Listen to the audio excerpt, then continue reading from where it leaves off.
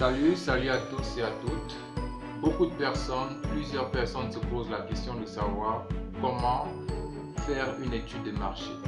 Aujourd'hui, n'est-ce pas, je m'engage à répondre à la question de savoir comment faire une étude de marché. Ce que vous devez savoir, ce que vous devez comprendre est que l'offre et la demande, n'est-ce pas, d'un produit vivrier varie en fonction des marchés. Pour étudier, n'est-ce pas, un marché, il faut prendre en compte 5 opérateurs et l'environnement institutionnel du marché. Raison pour laquelle il est important et primordial, n'est-ce pas, de maîtriser ces différents opérateurs. Donc juste après le générique, je reviens pour vous présenter, n'est-ce pas, les différents types d'opérateurs à étudier lorsqu'on veut faire une étude de marché. Alors, les premiers types d'opérateurs sont les consommateurs. Les consommateurs sont les clients. Ce sont ceux pour qui le producteur produit ce qu'il faut consommer. Alors, c'est grâce, n'est-ce pas, aux consommateurs que nous revient à nous les producteurs d'avoir une idée de la grandeur et de la demande en termes de qualité et de quantité, bien évidemment, du produit sur le marché. Là, n'est-ce pas, c'est le tout premier type d'opérateur à prendre en considération lorsqu'on veut faire une étude de marché.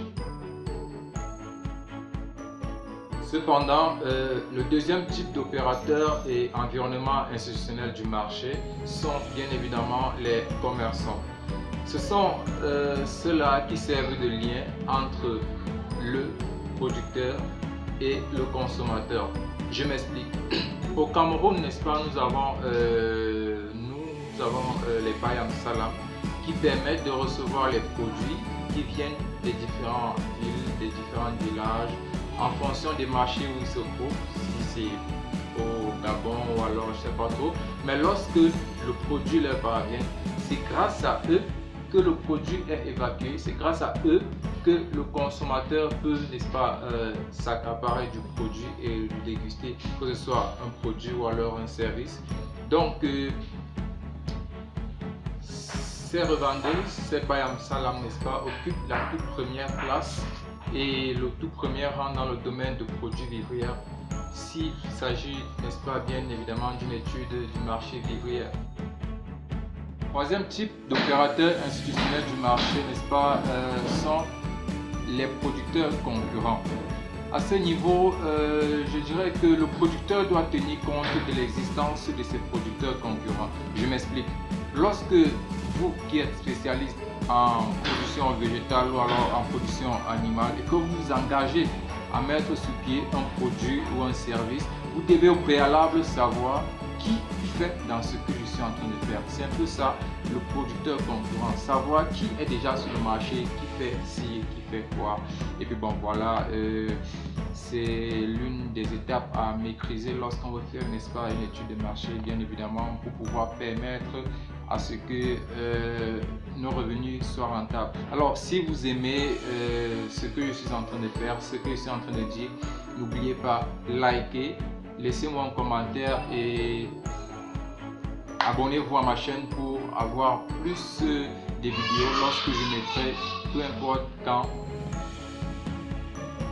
Et donc, le quatrième type d'opérateur institutionnel du marché est bien évidemment le producteur qui veut faire l'étude de marché.